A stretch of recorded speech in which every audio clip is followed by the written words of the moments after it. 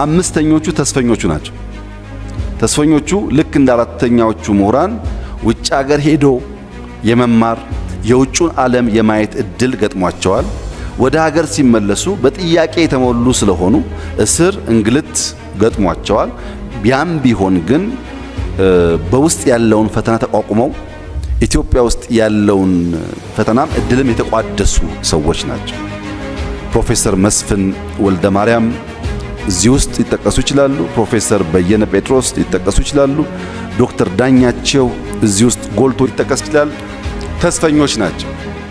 ባሉበት ዓለም ማስተማር ሲችሉ፣ ባሉበት ዓለም መኖር ሲችሉ፣ ባሉበት ዓለም ሆነው በዩቲዩብ መሳደብ ሲችሉ የለም እስርም ቢኖር ችግርም ቢኖር እጋፈጣለሁ ያሉ ማለት ነው።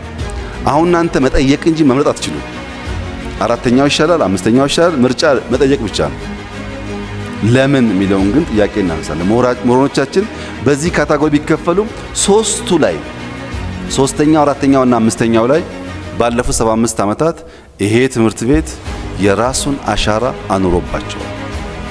ይሄ ትምህርት ቤት እንደነዚህ ያሉ ሰዎች በመፍጠር በሸሹትም ተስፋ ባደረጉትም በመፍጠር በቀናውም በጎደለውም የሚጠየቅ ይሆናል።